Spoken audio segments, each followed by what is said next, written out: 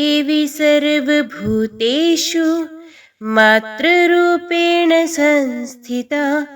नमस्तस्यै नमस्तस्यै नमस्तस्यै नमो नमः।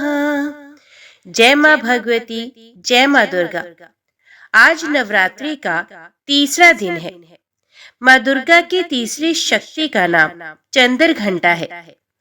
नवरात्र उपासना में तीसरे दिन इन्हीं के विग्रह का पूजन आराधना की जाती है। इनका स्वरूप परम शांतिदायक और कल्याणकारी है। इनके मस्तक में घंटे के आकार का अर्धचंद्र है। इसी कारण इस देवी का नाम चंद्र घंटा पड़ा। इनके शरीर का रंग स्वर्ण के समान चमकीला है। इनका वाहन सिंह है। हमें चाहिए कि हम मन, वचन, कर्म एवं शरीर से शुद्ध होकर विधि विधान के अनुसार माँ चंद्र घंटा की शरण लेकर उनकी उपासना आराधना में तत्पर हों। इनकी उपासना से हम समस्त सांसारिक कष्टों से छूटकर सहज ही परम पद के अधिकारी बन सकते हैं। इनकी पूजा करने से शक्ति का संचार होता है। हर तरह के भय दूर हो जाते हैं। माँ चंद्र घंटा की पूजा में ग्रे रंग के कपड़े पहनने चाहिए। इस दिन माता की पूजा लाल फूलों से करें। साथ ही माता को दूध या दूध से बनी मिठाई का भोग लगाएं। माता चंद्र घंटा का स्वरूप साहस, वीरता और निर्भयता का प्रतीक है। शिव पुराण के अनुसार चंद्र घंटा चंद्रशेखर के रूप में भगवान शिव की शक्ति है। शिव का प्रत्येक पहलू शक्ति के साथ है, इसलिए वे अर्धनारीश्वर हैं।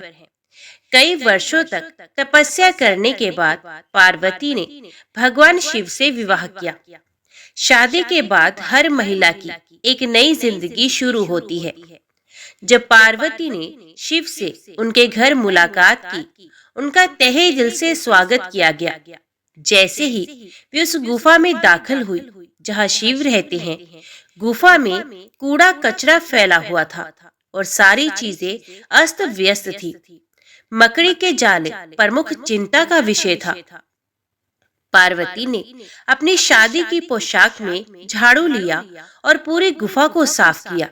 दिन बीतते गए और पार्वती अपने नए घर में नए लोगों के साथ रहने लगी। जब ये सब हो रहा था, एक नए राक्षस तारकासुर ने ब्रह्मांड में जड़ें जमा ली। तारकासुर की बुरी नजर शिव परिवार पर थी। वे अपनी मृत्यु के वास्तविक कारण से पर्दा हटाने के लिए पार्वती पर बुरी नजर रख रहा था। उसे वरदान था कि वे केवल शिव और पार्वती के जैविक पुत्र द्वारा ही मारा जाएगा।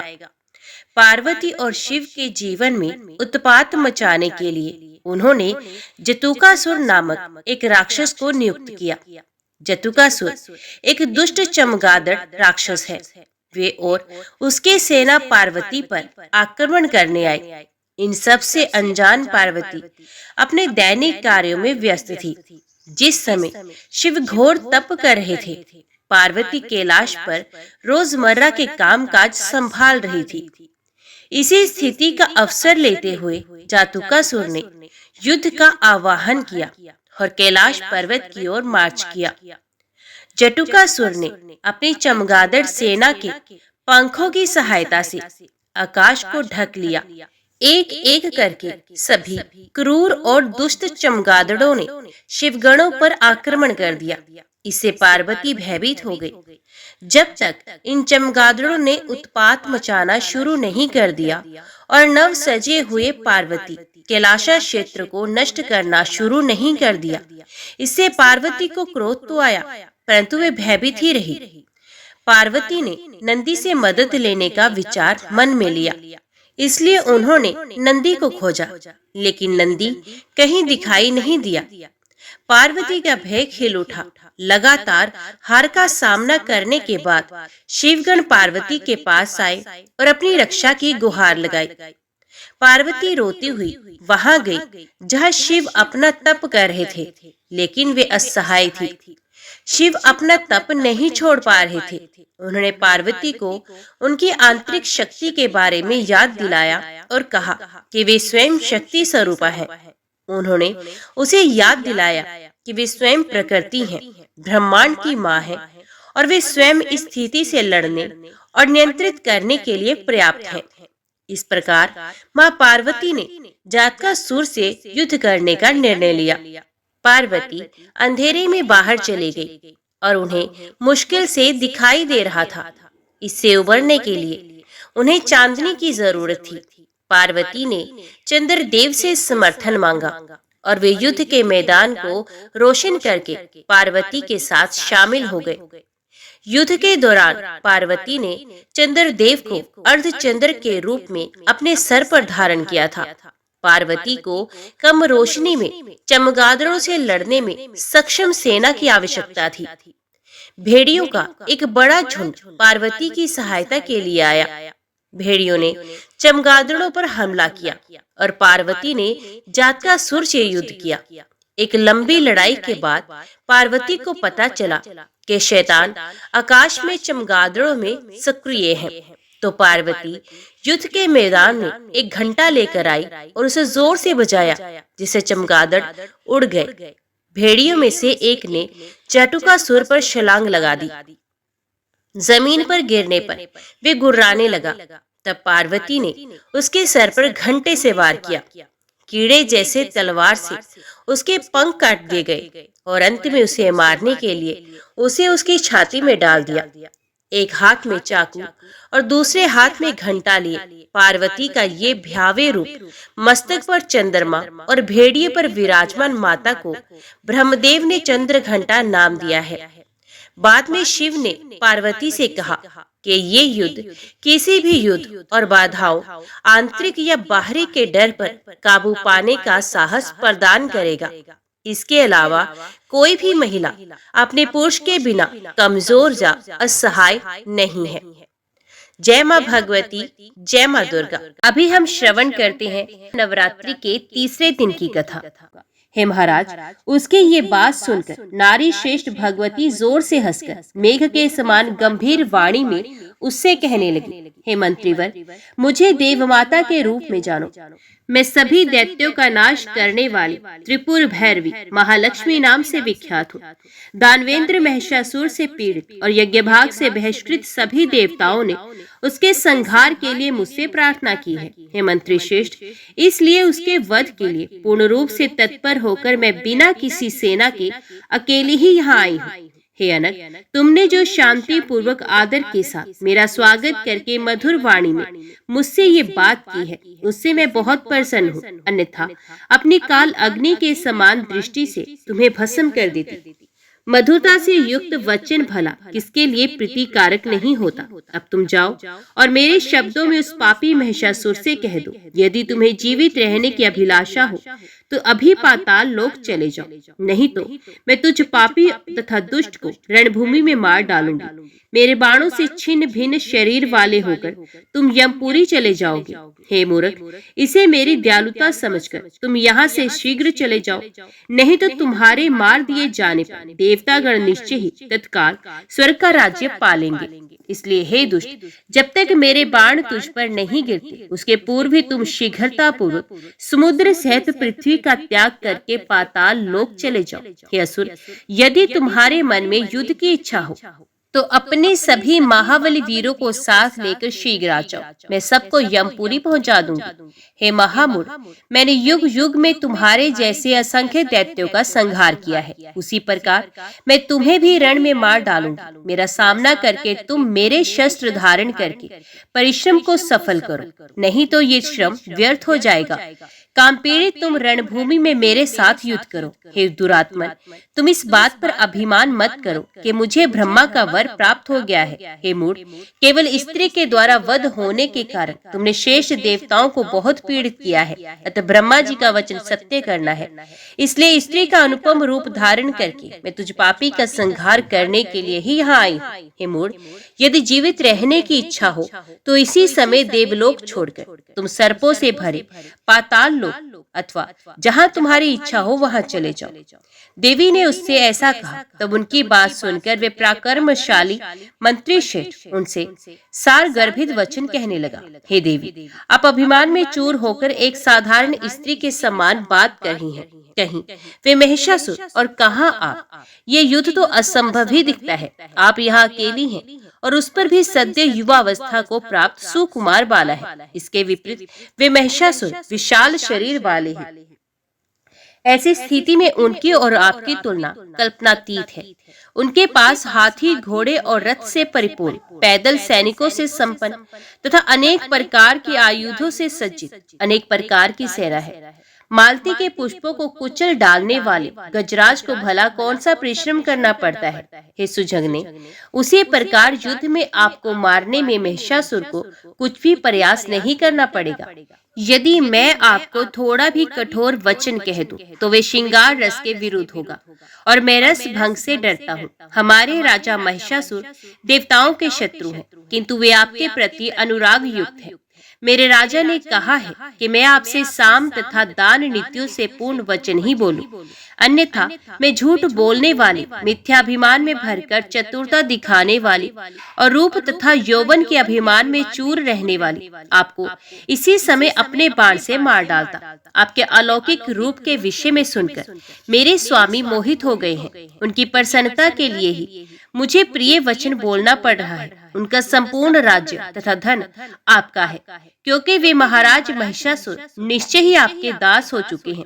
अतः हे विशाल नयने, इस मृत्युदायक रोष का त्याग करके उनके प्रति प्रेम भाव प्रदर्शित कीजिए। हे भामिनी, मैं भक्ति भाव से आपके चरणों पर गिर रहा हूँ। हे पवित्र मुस्कान वाली, आप शीघ्र ही महाराज महेश की पटरानी बन जाइए। महिषासुर को स्वीकार कर लेने से आपको तीनों लोकों का संपूर्ण उत्तम वैभव तथा समस्त सांसारिक सुख प्राप्त हो जाएगा। देवी बोली, हे सचिव सुनो, मैं बुद्धि चातुर्य से समय विचार करके तथा शास्त्र प्रतिपादित मार्ग से निर्णय करके सारभूत बातें बताऊंगी। तुम्हारी बातों से मैंने अपनी बुद्धि द्वारा जान लिया कि तुम महिषासुर के प्रधानमंत्री हो और तुम भी उसी की तरह पशु बुद्धि स्वभाव वाले हो।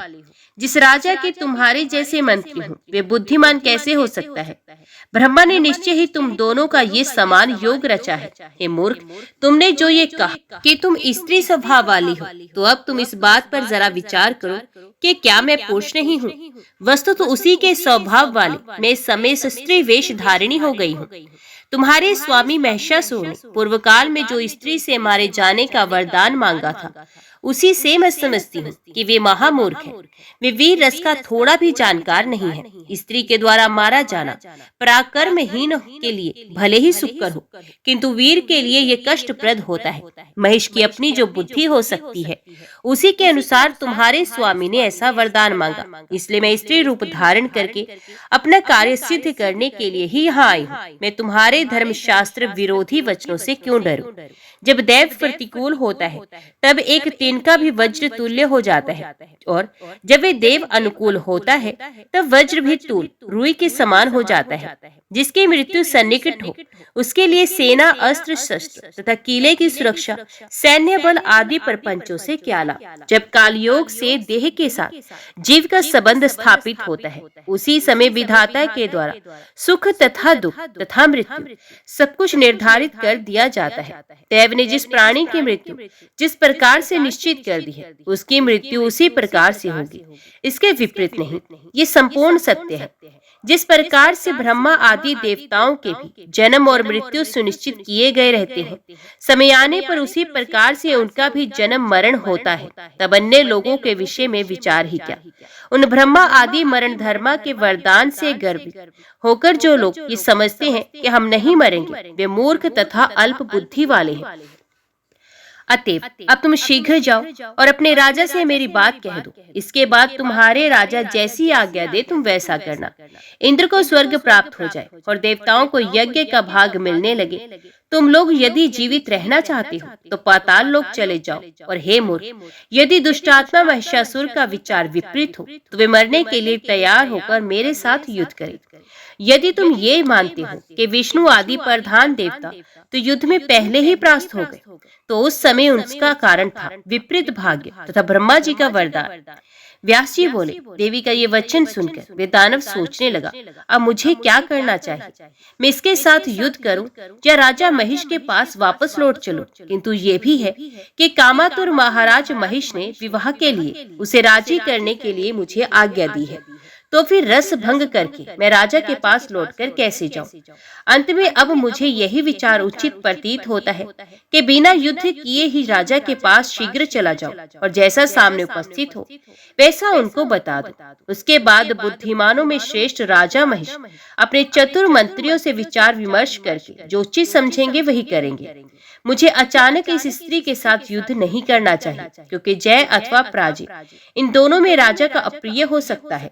यदि ये सुंदरी मुझे मार डाले अथवा मैं ही जिस किसी उपाय से इसको मार डालूं, तभी राजा महिष निश्चित रूप से कुपित होंगे। अतः अब मैं वहीं पर चलकर इस सुंदरी के द्वारा आज जो कुछ कहा गया वे सब राजा महिष को बता दूं। तत्पश्चात उनकी जैसी रुचि होगी वैसा ही वे करेंगे। ऐसा विचार करके वे बुद्धिमान मंत्री राजा महिष के पास गया और उसे प्रणाम कर दोनों हाथ जोड़कर कहने लगा, हे राजन, सुंदर रूप वाली वे त्रिपुर सुंदरी देवी सिंह पर आरूढ़ है। उस मनोहर देवी के 18 भुजाएं हैं और उस श्रेष्ठ देवी ने उत्तम कोटि के आयुध धारण कर रखे हैं।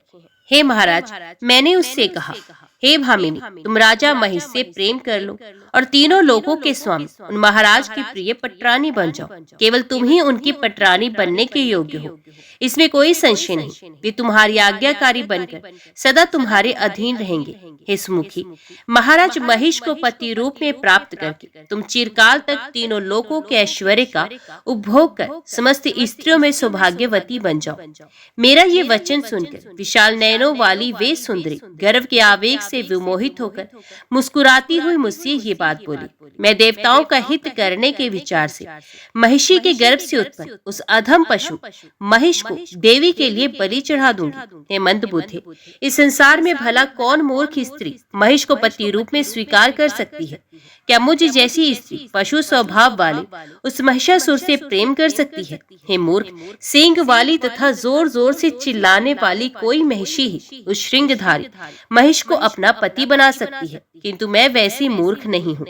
देवी ने पुण्य कहलाया है। मैं तो देवताओं के शत्रु तथा तुझ महिषासुर के साथ रणक्षेत्र में युद्ध करूंगी और तुम्हें मार डालूंगी। हे दुष्ट, यदि जीवित रहने की तुम्हारी इच्छा हो तो अभी पाताल लोक चले जाओ। हे राजन, उस मदमती स्त्री ने ऐसी बहुत कठोर बातें मुझसे कही। उसे सुनकर बार बार विचार करने के बाद मैं यहाँ लौट आया हूँ। आपका रस भंग ना हो ये सोचकर मैंने उसके साथ युद्ध नहीं किया, और फिर आपकी आज्ञा के बिना मैं व्यर्थ ही युद्ध कैसे कर सकता था? हे राजन, वे स्त्री सदा अपने बल से अत्यंत उन्मत्त रहती है। होने के विषय में मैं नहीं जानता, आगे ना जाने क्या होगा। इस विषय में आप ही प्रमाण है। इसमें परामर्श देना मेरे लिए अत्यंत कठिन है। इस समय हमारे लिए युद्ध करना अथवा पलायन कर जाना, दोनों में कौन श्रेयस्कर होगा, इसका निर्णय मैं नहीं कर पा रहा। मंत्री की ये बात सुनकर मदोमत राजा महिषासुर अपने वयोवृद्ध मंत्रियों को बुलाकर उनसे ये वचन कहने लगा। राजा बोला, हे मंत्रीगण, आप लोग निर्भीकता पूर्वक मुझे शीघ्र बताएं कि इस समय मुझे क्या करना चाहिए। आप लोग इस कार्य में प्रवीण हैं, साथ ही साम तथा दंड आदि नीतियों में भी कुशल हैं। कहीं देवताओं के द्वारा रची गई शांभरी माया के रूप में तो ये नहीं आई है। अतः आप लोग मुझे ये बताएं कि इस समय किस नीति का सहारा लिया जाए। मंत्रीगण बोले, हे राजन, बुद्धिमान लोगों को सदा सत्य और प्रिय बोलना चाहिए तथा सम्यक विचार करके हितकर कार्य करना चाहिए। हे राजन, सत्य वचन कल्याणकारी होता है और प्रिय वचन अहितकार होता है। इस लोक में अप्रिय वचन भी मनुष्यों के लिए उसी प्रकार हितकारक होता है जैसे औषधि अरुचिकर होते हुए भी मनुष्यों के रोगों का नाश करने वाली होती है। हे पृथ्वीपति, सत्य बात को सुनने तथा मानने वाला दुर्लभ है, सत्य बोलने वाला तो परम दुर्लभ है, किंतु चाटुकारिता पूर्ण बातें करने वाले बहुत से लोग हैं। हे राजन, इस गूढ़ विषय में हम लोग कुछ कैसे कह सकते हैं, और फिर इस त्रिलोकी में भविष्य में होने वाले शुभ अथवा अशुभ परिणाम के विषय में कौन जान सकता है। राजा बोला, आप लोग अपनी अपनी बुद्धि के अनुसार अलग अलग विचार प्रकट करें। जिसका जो भाव होगा उसे सुनकर मैं स्वयं विचार करूंगा, क्योंकि बुद्धिमान पुरुषों को चाहिए कि अनेक लोगों के मंतव्य सुनकर और फिर उन पर बार बार विचार करके उनमें से अपने लिए जो कल्याणप्रद हो उसी को काम को करे। व्यास जी बोले, उसकी यह बात सुनकर महाबली विरूपाक्ष राजा महिष को प्रसन्न करते हुए शीघ्र कहने लगा, हे राजन, वे बेचारी स्त्री मदमत होकर जो कुछ बोल रही है, उन बातों को आप केवल धमकी भर समझे, ये जानते हुए भी कि झूठ और साहस स्त्रियों की आदत होती है। भला कौन एक स्त्री के कहे हुए युद्धोमादि कठोर वाक्यों से डरेगा। हे राजन, तीनों लोकों पर विजय प्राप्त करके भी आज आप स्त्री के भय से ग्रस्त हो गए हैं। उसकी अधीनता स्वीकार कर लेने पर इस लोक में अवश्य ही आप जैसे वीर की अपकीर्ति होगी। अतएव हे महाराज, मैं अकेला ही उस चंडिका से युद्ध करने के लिए जा रहा हूँ और उसे निश्चित रूप से मार डालूंगा। अब आप भय मुक्त हो जाएं। अपनी सेना के साथ वहां जाकर अनेक प्रकार के शस्त्रास्त्रों से मैं उस दुस्सह तथा प्रचंड पराक्रम संपन्न चंडिका का निश्चय ही वध कर दूंगा, अथवा उसे नागपाश में बांधकर जीवित दशा में ही आपके पास ले आऊंगा, जिससे वे सदा के लिए आपकी वशवर्तिनी हो जाएगी। हे राजन, अब आप मेरा पराक्रम देखिए। विरूपाक्ष की बात सुनकर दुर्धर ने कहा, हे राजन, बुद्धिमान विरूपाक्ष ने यथार्थ बात कही। प्रतिभा संपन्न आप अब मेरी भी उत्तम बात सुने। अनुमान से ऐसा प्रतीत होता है कि सुंदर दांतों वाली ये स्त्री कामातुर है। अपने रूप के गर्व में चूर होकर इस प्रकार की नायिकाएं अपने प्रिय को डरा धमकाकर वश में करने का प्रयास करती हैं। वैसे ही वे सुंदरी भी आपको धमकाकर अपने वश में करना चाहती है। ये तो माननीय स्त्रियों का हाव भाव होता है, और उसका रस का महान ज्ञाता ही उस हाव भाव को समझ पाता है। आसक्त प्रेमी के प्रति किसी स्त्री की ऐसी व्यक्रोकृति होती ही है, जिसे कामशास्त्र का विद्वान कोई विरला पुरुष ही समझ पाता है। जैसे उसने कहा, मैं तुम्हें युद्ध क्षेत्र में बाणों से मारूंगी, इस कथन से बहुत बड़ा रहस्य निहित है, जिसे रहस्यविद ही भली भांति समझ सकते हैं। माननीय स्त्रियों के बाण तो उनके कटाक्षी कहे गए हैं, और हे राजन, उनके व्यंग्यपूर्ण वचन दूसरे पुष्पांजलिमय बाण है, क्योंकि कटाक्ष को छोड़कर वे अन्य प्रकार के बाण भला आप पर क्या चला सकेगी। जब ब्रह्मा विष्णु महेश आदि में आप पर बाण चलाने की शक्ति नहीं, तो वैसी स्त्रियों में अन्य बाण चलाने की शक्ति कहाँ है। उसने अमात्य से जो कहा था, हे मत, मैं तुम्हारे राजा को अपने नेत्र बाणों से बेध डालूंगी, इस कथन का तात्पर्य उन रस ज्ञान से विहीन मंत्री ने विपरीत ही समझ लिया। उसने प्रधान अमात्य से जो भी कहा था कि मैं तुम्हारे स्वामी को रणमय शैया पर गिरा दूंगी, इस कथन का तात्पर्य उस स्त्री के द्वारा विपरीत रति क्रीड़ा का किया जाना समझना चाहिए। साथ ही उसने ये बात कही कि मैं उन्हें प्राणहीन कर दूंगी। तो हे राजन, पुरुषों को वीर्य को ही प्राण कहा गया है, अतः उस स्त्री के कथन का तात्पर्य आपको वीर्यहीन कर देने से है, इसके अतिरिक्त दूसरी बात नहीं।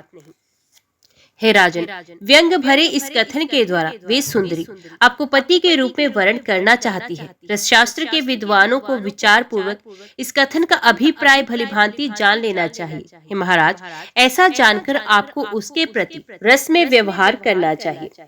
साम, प्रिय वचन और दान, प्रलोभन आदि यही दो उपाय उसे वश में करने के हैं। इनके अतिरिक्त कोई दूसरा उपाय नहीं है। रुष्ट अथवा मद गर्वित कोई भी माननीय स्त्री इन उपायों से वशवर्तिनी हो जाती है। उसी प्रकार के मधुर वचनों से प्रसन्न करके मैं उसे आपके पास ले आऊंगा। हे राजन, बहुत कहने से क्या लाभ, अभी वहां जाकर मैं उस स्त्री को एक दासी की भांति सदा के लिए आपके वश में कर दूंगा। दुर्धर की ये बात सुनकर तत्वविद ताम्र बोला, हे राजन, अब आप मेरे द्वारा कही गई बात सुनिए, जो तर्कयुक्त, धर्म से ओतप्रोत, रसमय तथा नीति से भरी हुई है। हे मानव, ये बुद्धि संपन्न स्त्री न कामातुर है, न आप पर आसक्त है, और न तो उसने व्यंग्यपूर्ण बातें ही कही हैं। हे महाबाहु, ये तो महान आश्चर्य है कि अत्यधिक रूपवती और मनोहर स्त्री बिना किसी का आश्रय लिए अकेले ही युद्ध हेतु आई हुई है। 18 भुजाओं से संपन्न ऐसी पराक्रमशालिनी तथा सुंदर स्त्री किसी के भी द्वारा तीनों लोकों में ना तो देखी गई ना तो सुनी गई। उसने अनेक प्रकार के सुदृढ़ आयुध धारण कर रखे हैं। हे राजन, इससे मैं तो ये मानता हूँ कि समय ने सब कुछ हमारे विपरीत कर दिया है। मैंने रात में अपशकुन सूचक अनेक स्वप्न देखे हैं। इससे मैं तो ये समझता हूँ कि अब निश्चय ही हमारा विनाश आ चुका है। मैंने आज ही उषा काल में स्वप्न देखा कि काले वस्त्र धारण किए एक स्त्री घर के आंगन में रुदन कर रही है। वे विनाश सूचक स्वप्न विचारणीय है। हे राजन, आजकल घर घर में भयानक पक्षी रोया करते हैं और घर घर में विविध प्रकार के उपद्रव होते रहते हैं। इससे मैं तो ये समझता हूँ कि इसमें निश्चित रूप से कुछ और ही कारण है। तभी तो युद्ध के लिए कृत संकल्प ये स्त्री आपको ललकार रही है। हे राजन, ये ना तो मानुषी, ना गंधर्वी और ना ही आसुरी है, अपितु इसे देवताओं की रची हुई मोहकरी माया समझना चाहिए। अथ मेरा ये दृढ़ मत है कि इस समय कायरता नहीं प्रदर्शित करनी चाहिए, अपितु हर तरह से युद्ध करना चाहिए। जो होना होगा वे होकर रहेगा। भविष्य में विधाता के द्वारा किया जाने वाला शुभ या अशुभ के बारे में कौन जानता है। अथ विद्वान पुरुषों को चाहिए कि बुद्धि पूर्वक धैर्य धारण करके समय की प्रतीक्षा करे। हे राजन, प्राणियों का जन्म तथा मरण दैव के अधीन होता है। तीनों लोकों में कोई भी व्यक्ति इसके विपरीत कुछ भी करने में समर्थ नहीं है। महिष बोला, हे महाभाग, हे ताम्र, युद्ध के लिए दृढ़ निश्चय करके तुम जाओ और धर्म पूर्वक उस माननीय स्त्री को जीतकर यहाँ ले आओ। यदि संग्राम में वे स्त्री तुम्हारे अधीन ना हो सके तब तुम उसे मार डालना, नहीं तो जहाँ तक संभव हो प्रयत्न पूर्वक उसका सम्मान करना। हे सर्वज्ञ, तुम पराक्रमी तथा काम शास्त्र के परिपूर्ण विद्वान हो, अतः किसी भी युक्ति से उस सुंदरी पर विजय प्राप्त करना। हे वीर, हे महाबाहु, विशाल सेना के साथ तुम वहाँ शीघ्रता पूर्वक जाओ और वहाँ पहुंचकर बार बार चिंतन मनन करके इसका पता लगाओ कि ये किस लिए आई है। तुम ये भी ज्ञात करना कि वे काम भाव अथवा वैर भाव किस भाव से आई है और ये किसकी माया है। आरंभ में इन बातों की जानकारी कर लेने पर तुम ये पता करना कि वे क्या करना चाहती है। तत्पश्चात उसकी सबलता और निर्बलता को भली भांति समझकर ही उसके साथ तुम युद्ध करना। तुम उसके समक्ष ना तो कायरता प्रदर्शित करना, न बिल्कुल निर्दयता का ही व्यवहार करना। उसकी जैसी मनोदशा देखना, उसी के अनुसार उससे बर्ताव करना। व्यास जी बोले, महिषासुर की ये बात सुनकर काल के वशीभूत वे ताम्र राजा महिष को प्रणाम करके सेना के साथ चल पड़ा। चलते समय मार्ग में यम का द्वार दिखलाने वाले अत्यंत भयानक अपशगुनों को देख देखकर वे बहुत विस्मित तथा भयभीत होता था। देवी के समीप पहुंचकर उसने देखा कि वे सिंह पर सवार है। वे विविध प्रकार के आयुधों से विभूषित है तथा सभी देवता उनकी स्तुति कर रहे हैं। तदंतर उस ताम्र ने विनम्र भाव से खड़े होकर सामनीति का आश्रय लेकर मधुर वाणी में शांति पूर्वक देवी से ये वचन कहा, हे देवी, दैत्यों के अधिपति तथा विशाल सिंगों वाले राजा महिष आपके रूप तथा गुण पर मोहित होकर आपसे विवाह करने की अभिलाषा रखते हैं। विशाल नयनों तथा सुकुमार अंगों वाली हे सुंदरी, देवताओं के लिए भी अजय उन महिष से आप प्रेम कीजिए और उन्हें पति रूप में प्राप्त करके अद्भुत नंदन वन में विहार कीजिए। सभी प्रकार के सुखों के निधान स्वरूप इस सर्वांग सुंदर शरीर को प्राप्त करके हर तरह सुख भोगना चाहिए और दुख का तिरस्कार करना चाहिए। यही बात सर्वमान्य है। हे करभोरु, आपने अपने हाथों में ये आयुध किस लिए धारण कर रखे हैं? कमल के समान कोमल आपके ये हाथ तो पुष्पों के गेंद धारण करने योग्य हैं। बोह रूपी धनुष के रहते आपको ये धनुष धारण करने से क्या प्रयोजन है? और जब आपके पास एक कटाक्ष रूपी बाण है तो फिर व्यर्थ बाणों को धारण करने से क्या लाभ? इस संसार में युद्ध दुखदायी होता है, अतः ज्ञानी जन को युद्ध नहीं करना चाहिए। राज्य तथा धन के लोलुप लोग भी परस्पर युद्ध करते हैं। पुरुषों से भी युद्ध नहीं करना चाहिए। फिर तीक्ष्ण बाणों से युद्ध की तो बात ही क्या। अपने अंगों का सिद्ध जाना भला किसकी प्रसन्नता का कारण बन सकता है? अतएव हे तनवंगी, आप कृपा करें और देवताओं तथा दानवों के द्वारा पूजित मेरे स्वामी महिष को पति के रूप में स्वीकार करें। वे आपके सभी वांछित मनोरथ पूर्ण करेंगे और उन्हें पति रूप में पाकर आप सदा के लिए उनकी पटरानी बन जाएंगी। इसमें संदेह नहीं। हे देवी, आप मेरी बात मान लें, इससे आपको उत्तम सुख मिलेगा। कष्ट पाकर भी संग्राम में विजय का संदेह बना रहता है, इसमें संशय नहीं है। हे सुंदरी, आप राजनीति भलीभांति जानती हैं, अतः हजारों हजारों वर्षों तक राज्य सुख का भोग करें। आपको तेजस्वी पुत्र प्राप्त होगा, वे भी राजा बनेगा। इस प्रकार आप युवावस्था में क्रीड़ा सुख प्राप्त करके वृद्धावस्था में आनंद प्राप्त करेंगे। उस ताम्र की ये बात सुनकर भगवती जगदम्बिका मेघ के समान गंभीर वाणी में हंसते हुए कहने लगी, हे ताम्र, तुम अपने स्वामी महिष के पास जाओ और मरने को उदित मंद बुद्धि, अति कामातुर तथा ज्ञान शून्य उस मूर्ख से कहो कि जिस प्रकार तुम्हारी माता महिषी घास खाने वाली, प्रौढ़ा, विशाल सींगों वाली, लंबी पूंछ वाली तथा महान उदर वाली है, वैसी मैं नहीं हूँ। मैं न देवराज इंद्र को, न विष्णु को, न शिव को, न कुबेर को, न वरुण को, न ब्रह्मा को और न तो अग्निदेव को ही चाहती हूँ। जब मैंने इन देवताओं की उपेक्षा कर दी, तब भला मैं एक पशु का उसके किस गुण से प्रसन्न होकर वर्ण करूंगी? इसे तो संसार में मेरी ही निंदा होगी। मैं पति का वर्ण करने वाली साधारण स्त्री नहीं हूँ। मेरे पति तो साक्षात प्रभु हैं। वे सब कुछ करने वाले, सबके साक्षी, कुछ भी ना करने वाले, इच्छा रहित, सदा रहने वाले, निर्गुण, मोह रहित, अनंत, निरालम, आश्रय रहित, सर्वज्ञ, सर्वव्यापी, साक्षी, पूर्ण आश्रय वाले, कल्याणकारी, सबको आश्रय देने में समर्थ, शांत, सबको देखने वाले तथा सबकी भावनाओं को जानने वाले और उन प्रभु को छोड़कर मैं मूर्ख महिष को अपना पति क्यों बनाना चाहूंगी?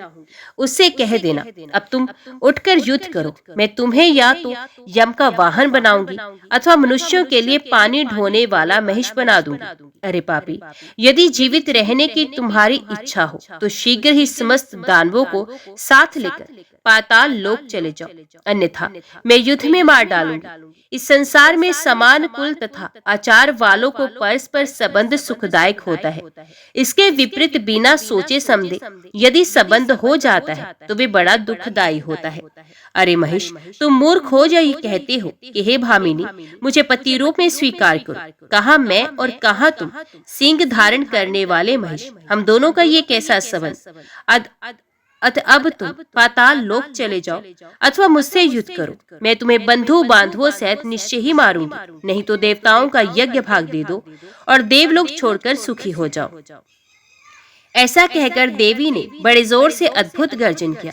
वे गर्जन प्रलय कालीन भीषण ध्वनि के समान तथा दैत्यों को भयभीत कर देने वाला था। उस नाद से पृथ्वी कांप उठी और पर्वत डगमगाने लगे तथा दैत्यों की पत्नियों के गर्भ गिर गए। उस शब्द को सुनकर ताम्र के मन में भय व्याप्त हो गया और तब वे वहां से भागकर महिषासुर के पास जा पहुंचा। हे राजन, उसके नगर में जो भी दैत्य थे वे सब बड़े चिंतित हुए।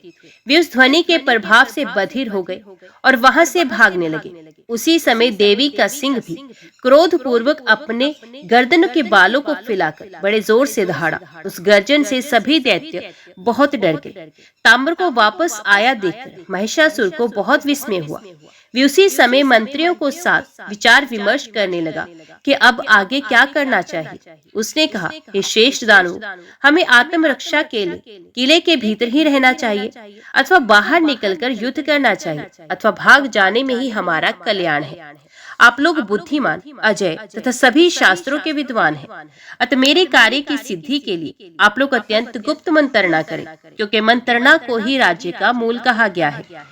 यदि मंत्रणा सुरक्षित गुप्त रहती है तभी राज्य की सुरक्षा संभव है। अतएव राजा को चाहिए कि बुद्धिमान तथा सदाचारी मंत्रियों के साथ सदा मंत्रणा करे। मंत्रणा के खुल जाने पर राज्य तथा राजा इन दोनों का विनाश हो जाता है। अतः अपने अभय उदय की इच्छा रखने वाले राजा को चाहिए कि भेद खुल जाने के भय से सदा गुप्त मंत्रणा करें।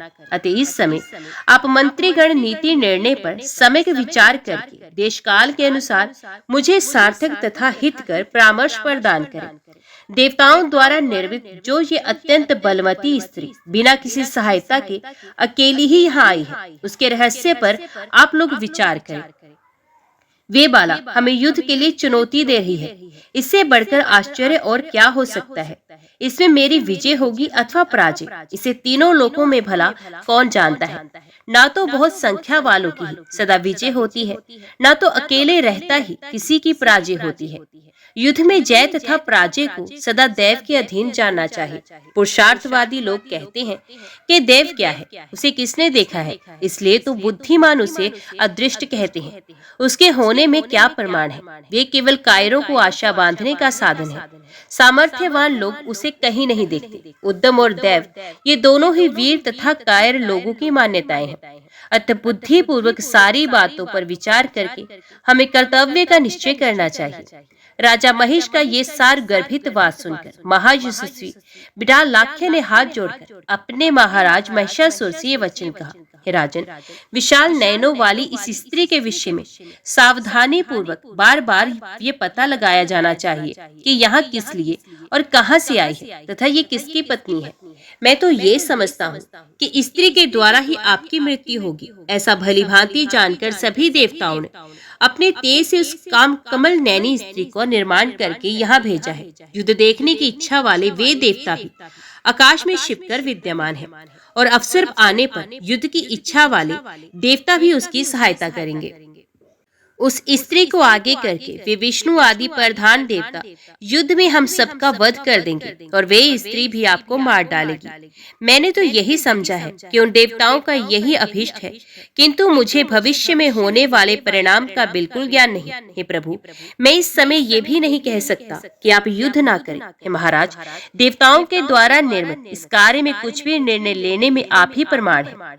हम अनुयायियों का तो यही धर्म है कि अवसर आने पर आपके लिए सदा मरने को तैयार रहें अथवा आपके साथ आनंद पूर्वक रहें। हे राजन, अद्भुत बात तो ये है कि बल अभिमानी और सेना संपन्न हम लोगों को एक स्त्री युद्ध के लिए चुनौती दे रही है। दुर्मुख बोला, हे राजन, मैं ये पूर्ण रूप से जानता हूँ, क्या युद्ध में विजय निश्चित रूप से हम लोगों की होगी। हम लोगों को पलायन नहीं करना चाहिए, क्योंकि युद्ध से भाग जाना पुरुषों की कीर्ति को नष्ट करने वाला है। इंद्र आदि देवताओं के साथ भी युद्ध में जब हम लोगों ने ये निंदनीय कार्य नहीं किया, तब उस अकेली स्त्री को सामने पाकर उससे डरकर भला कौन पलायन करेगा। अतः अब हमें युद्ध आरंभ कर देना चाहिए। युद्ध में हमारी मृत्यु हो अथवा विजय, जो होना होगा वे तो होगा ही। यथार्थ ज्ञान वाले को इस विषय में चिंता की क्या आवश्यकता। रणभूमि में मरने पर कीर्ति मिलेगी और विजय होने पर जीवन में सुख। इन दोनों ही बातों को मन में स्थिर करके हमें आज ही युद्ध छेड़ देना चाहिए। युद्ध से पलायन कर जाने से हमारा यश नष्ट हो जाएगा। आयु के समाप्त हो जाने पर मृत्यु होनी तो निश्चित है। अतएव जीवन तथा मरण के लिए व्यर्थ चिंता नहीं करनी चाहिए। दुर्मुख का विचार सुनकर बात करने में परम प्रवीण बाष्कल हाथ जोड़कर विनम्रता पूर्वक राजा महिषासुर से ये वचन बोला, हे राजन, कायर लोगों के लिए प्रिय इस पलायन कार्य के विषय में आपको विचार नहीं करना चाहिए। मैं इस चंचल नेत्रों वाली चंडी को अकेला ही मार डालूंगा। हमें सर्वदा उत्साह से संपन्न रहना चाहिए, क्योंकि उत्साह ही वीर रस का स्थायी भाव है। हे राजन, भयानक रस तो वीर रस का वैरी है। अतएव हे राजन, भय का त्याग करके मैं अद्भुत युद्ध करूंगा। हे नरेंद्र, मैं उस चंडिका को मारकर उसे यमपुरी पहुंचाऊंगा। मैं यम, इंद्र, कुबेर, वरुण, वायु, अग्नि, विष्णु, शिव, चंद्रमा और सूर्य से भी नहीं डरता। तब उस अकेली तथा मदोमत स्त्री से भला क्यों डरूंगा। पत्थर पर शान धरे हुए तीक्ष्ण बाणों से मैं उस स्त्री का वध कर दूंगा। आज आप मेरा बाहुबल तो देखिए, और इस स्त्री के साथ युद्ध करने के लिए आपको संग्राम में जाने की आवश्यकता नहीं है। आप केवल सुख पूर्वक विहार कीजिए। दैत्यराज महिष से मदोमत बाष्कल के ऐसा कहने पर वह उपस्थित दुर्धर अपने राजा महिषासुर को प्रणाम करके कहने लगा, हे महाराज महिष, रहस्यमय ढंग से आई हुई उस देव निर्मित 18 भुजाओं वाली तथा मनोहर देवी पर मैं विजय प्राप्त करूंगा। हे राजन, आपको भयभीत करने के लिए ही देवताओं ने इस माया की रचना की है। ये एक विभिक्षा मात्र है। ऐसा जानकर आप अपने मन की व्याकुलता दूर कर दीजिए। हे राजन, ये सब तो राजनीति की बात हुई। अब आप मंत्रियों का कर्तव्य सुने। हे दानवेंद्र, 3 प्रकार के मंत्री संसार में होते हैं। उनमें कुछ सात्विक, कुछ राजस तथा कुछ तामस होते हैं। सात्विक मंत्री अपनी पूरी शक्ति से अपने स्वामी का कार्य सिद्ध करते हैं।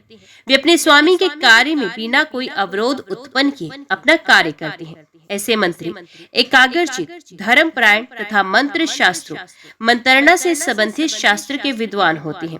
राजस प्रकृति के मंत्री चंचल चित्त वाले होते हैं और वे सदा अपना कार्य साधने में लगे रहते हैं। जब कभी उनके मन में आ जाता है तब वे अपने स्वामी का भी काम करते हैं। तामस प्रकृति के मंत्री लोभपरायण होते हैं और वे सदैव अपना कार्य सिद्ध करने में संलग्न रहते हैं। वे अपने स्वामी का कार्य विनिष्ट करके भी अपना कार्य सिद्ध करते हैं। वे समय आने पर परपक्ष के लोगों से प्रलोभन पाकर अपने स्वामी का भेद खोल देते हैं और घर में बैठे बैठे अपनी कमजोरी शत्रु पक्ष के लोगों को बता देते हैं। ऐसे मंत्री म्यान में छिपी तलवार की भांति अपने स्वामी के कार्य में बाधा डालते हैं और संग्राम की स्थिति उत्पन्न होने पर सदा उन्हें डराते रहते हैं। हे राजन, उन मंत्रियों का कभी विश्वास नहीं करना चाहिए, क्योंकि उनका विश्वास करने पर काम बिगड़ जाता है और गुप्त भेद भी खुल जाता है। लोभी, तमोगुणी, पापी, बुद्धिहीन, शठ तथा खल मंत्रियों का विश्वास कर लेने पर वे क्या क्या अनर्थ नहीं कर डालते। अतएव हे राजन, मैं स्वयं युद्ध भूमि में जाकर आपका कार्य संपन्न करूंगा। आप किसी भी तरह की चिंता ना करें। मैं उस दुराचारणी स्त्री को पकड़कर आपके पास शीघ्र ले आऊंगा। आप मेरा बल तथा धैर्य देखिए। मैं अपनी पूरी शक्ति से अपने स्वामी का कार्य सिद्ध करूंगा। जय मां भगवती, जय मां दुर्गा। अभी हम श्रवण करते हैं श्री दुर्गा चालीसा। नमो नमो दुर्गे सुखकरणी, नमो नमो दुर्गे दुखहरणी। निरंकार है ज्योति तुम्हारी, तीहू लोक फैली उजियारी। शशि ललाट मुख महाविशाला, नेत्र लाल भृकुटी विकराला। रूप मात को अधिक सुहावे, दर्श करत जन अति सुख पावे। तुम संसार शक्ति लैकीना, पालन हेतु अन्न धन दीना। अन्नपूर्णा हुई जगपाला, तुम ही आदि सुंदरी बाला। परले काल सब नाशन हारी, तुम गौरी शिव शंकर प्यारी। शिव योगी तुम्हारे गुण गावे, ब्रह्मा विष्णु तुम्हें नित्य ध्यावे। रूप सरस्वती को तुम धारा, देश बुद्धि ऋषि मुनि उबारा। धर्यो रूप नरसिंह को अम्बा, प्रगट भई फाड़ कर खंबा। रक्षा कर प्रहलाद बचायो, हिरण्यकश को स्वर्ग पठायो। लक्ष्मी रूप धरो जग माही, श्री नारायण अंग समाही। शिर सिंधु में करत विलासा, दया सिंधु दीजे मन आसा।